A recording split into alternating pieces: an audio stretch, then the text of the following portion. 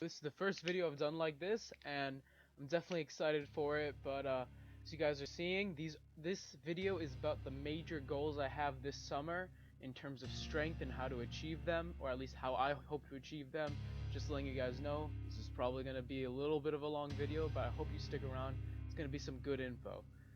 Now, just to let you guys know, in case you haven't seen my last couple of videos, I've been kind of talking about it a little bit more, but this summer I have decided, or at least my current goals, I have decided for myself that I want to compete in collegiate powerlifting, and for that I have to get stronger. I'm already, considering my numbers right now, I'm pretty happy already, but I gotta bump it up a little bit, and in this video I'm going to talk about what my goals are and, where I want to be. And when I say the end of summer, I mean around the time of early to mid-September, so that it's just about when college, just a little bit after when college starts. So if I can get to these numbers by then, I think I'll be in a good spot. Anyway then, so as you can see right here, the goal is by the end of the summer, I want a 500-pound sumo deadlift, 405 high bar squat, emphasis on the high bar squat, we'll explain that more later, and a 265 pause bench. Now, my bench was 255 in a previous PR video, but that was touch and go, and because touch and go is not gonna fly if I'm in USAPF, I gotta do it pause. That doesn't mean I have to have like a long pause, but for any of you who are into powerlifting, you know that I have to have control of the weight so that when the guy who is repping me, or whatever they call it, when he says press, I don't know how long it's going to take for that. I have to be ready for that. So, 265 I think is doable. So yeah, those are my numbers. Nothing too crazy when you look at the numbers that I'm hoping to get, as you see right there, in 3 weeks.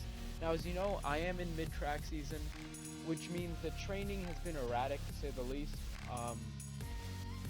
It's been really weird, and I'm gonna still be like that until basically I get to this time period when I can PR, which is in about 3 weeks, which is basically right after my last track meet. I'm gonna go and hit this full throttle, the workout plan that I'm gonna outline here. But I've still been gaining strength, not as fast as I would like to, not as optimally, but I have been gaining strength, which I'm very happy about. So basically, my hopeful goals is see right there is a 445-pound sumo, 365-pound high bar squat, and either a 225 to a 235 pause bench. Like I said, I don't exactly know where my pause bench is because I only have done touch and go, but I think I can at least do a 225, and 235 would definitely put me in a good spot. So you can see right there, the total is going to be 1170 at least for my goal weights by the end of the summer, and the total for the beginning is 1035 to 1045. Definitely doable numbers in my opinion. I think the sumo deadlift might even be a little bit conservative, because I think that by the end of the summer, if I don't at least hit a 500-pound sumo, I will be very disappointed. I really think that if I train hard, I can achieve it. The 365-pound high bar squat to the 405, it's a 40-pound increase. I think it's doable.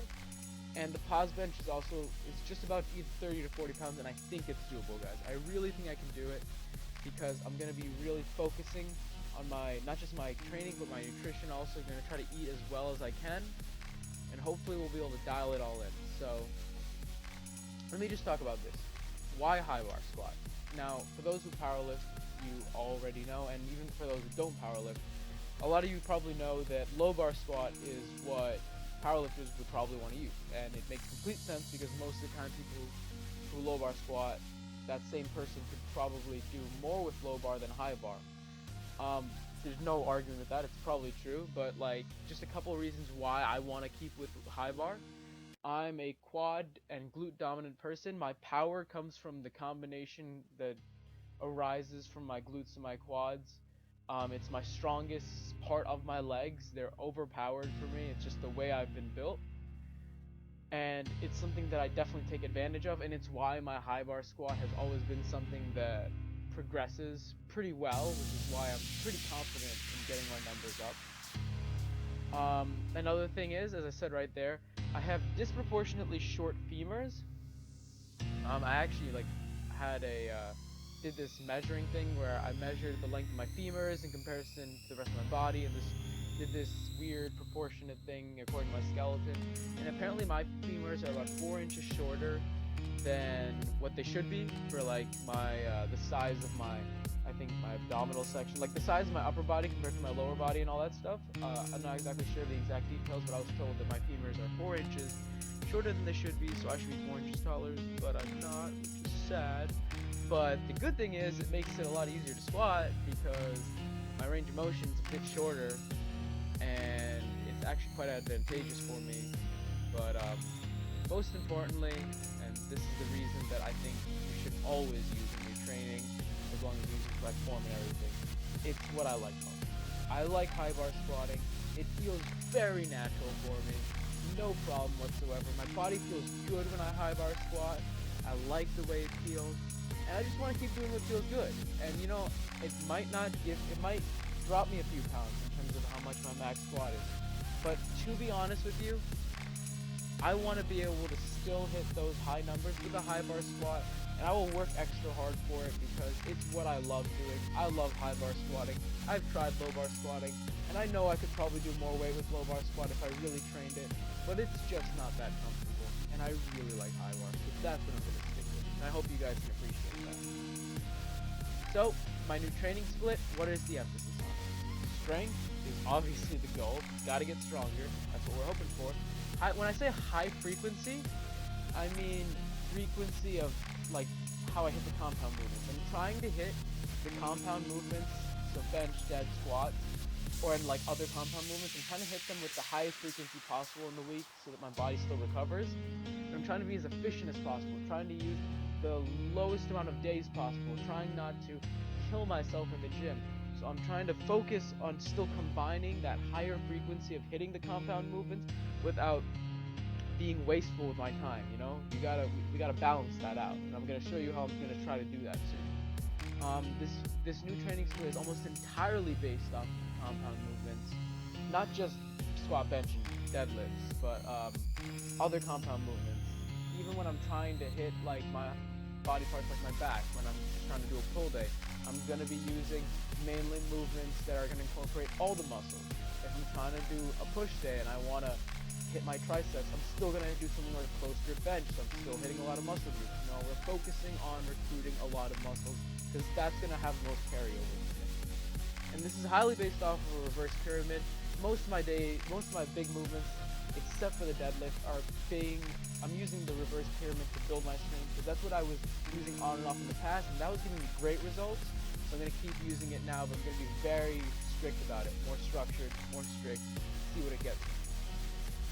This is the last part. I'm just going to talk about my day-to-day sort of plan and routine. I like having my workouts structured through a week from day to day as opposed to having like, I don't know, push, pull, rest, something like that. Just because I like consistency. I like to know that this day I'm going to do this and this day I'm going to do this. And it's just what works best for me. It gives me that mental edge that I need to, you know, sort of prepare myself for this specific lift on this day. And that's what I like. So let's go through the day-to-days real quick. So Monday, as you can see right here, that's a heavy squat day, and we're going to be utilizing the reverse pyramid for that. So what we're going to be mainly doing is 3x3s to begin with for squat. Gonna be really focusing on keeping those 3x3s around 90% of what my predicted one rep max would be, or at least that's what we're gonna try to do. At least 85 to 90%. That's what I hope, because what I find is that by focusing on that 3x3, it really pushes my 1 rep max. It makes me a lot stronger there. And by the time I can complete the 3x3, the weight has gone from being, let's say when I started it out, being 90% of my 1 rep max to maybe 85%. So it just keeps bumping it up. After that, as you guys know, my conventional deadlift is weak compared to my sumo.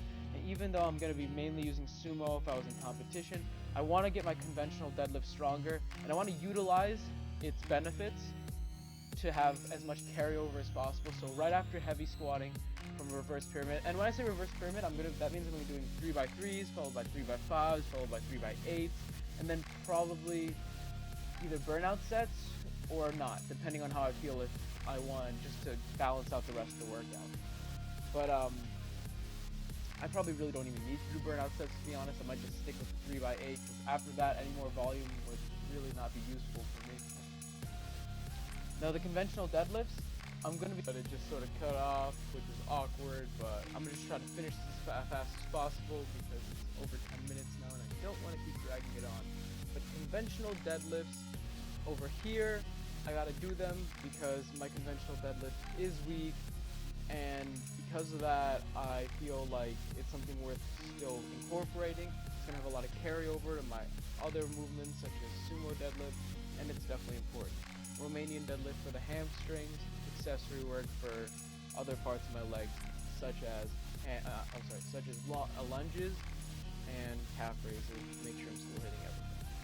Heavy bench-based push day. What does that mean? It means that it's a push day that's based almost entirely off of bench press-based movements.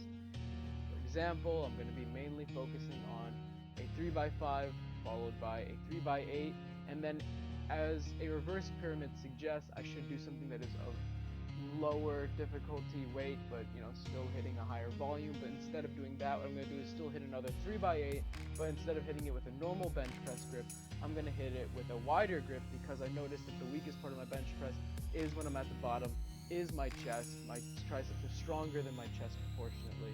So if we can get that stronger, I'm going to have a stronger pause at the bottom. And then finally, accessory work with incline bench press because still got to get that upper chest. And not just that, I prefer to do incline dumbbell presses, so got to incorporate those. Wednesday is rest day because you got to get rest in if you want to recover. Thursday, heavy pull day, sumo based pull day. Very much a fan of this day. I love the sumo deadlift. It is my absolute favorite movement. And this day is going to focus on the 3x3. And the 3x3 on sumo deadlift has been one of the greatest assets for building my strength. It has propelled my strength impressively, and the last few months especially, I've been making pretty good strength gains in sumo deadlift. So hopefully, by incorporating that, we're going to still continue seeing those gains. Follow that up with some volume pause squats because even though this is a pull day, I still want to do squats one more time during the week. And why pause squats? Because probably the weakest part of the squat for me is right when you're leaving the hole, when you're converting from a glute dominant movement when you're that far down to a quad dominant movement. And just so you guys know, I deep squat even when I'm PRing, so it doesn't matter to me. I'm still going to be deep in the hole either way, so this is important for me. So when you're kind of shifting over from a glute dominant to quad dominant movement, that's where I tend to fail if I do fail. So by working on pause squats, I feel like that's going to have a lot of carryover in my strength in that portion of the movement. Give me more explosive power when I'm coming out of the hole. Then continue with accessory back workout such as rows and what you have. Then finally finish with a light push day on Friday, only day of the week that's going to be focused more on hypertrophy style training like volume as opposed to my normal strength-based training. And as you know, I am still hitting some pretty decent volume, but this day is focused mainly on volume. We're going to be doing OHP and close grip bench press. And the thing is, we're going to be hitting those movements in ways that are mainly going to be like 3x8s and things such as that. Because I want to make sure that I'm still making my shoulders stronger and I'm still making my triceps stronger. But I also want to make sure that I'm still hitting volume for those body parts because I still want some growth. And not just that, but I feel like if I'm continuously progressing in the 3x8 with those lifts in accordance with the progress that I'll be making with my other compound movements, it's going to have a very beneficial carryover. And then accessory shoulder work, such as rear delt stuff, whatever. Saturday, Sunday, rest days, and then we repeat. So guys, thank you so much for watching the video so far. I hope you like this format. Gonna try to make it a little bit more lively next time. I feel like I should have prepared a bit more stuff, but this was mainly informative. And if you got through this whole thing, then kudos. Thank you so much. But anyways, guys, that's all I have right now. And it's pretty awesome because the thing is, with this program, I'm only going to the gym about 4 days a week, but I'm hitting compound movements, squat, bench, and deadlift twice. Each of them, I'm hitting them 2 times per week, which is pretty good frequency for me. I think any more than that, I wouldn't be able to keep up. But anyway, guys, thank you so much for watching. Like, comment, sub, appreciate the feedback, appreciate the support. And anyway, guys, peace out and see you in the next video.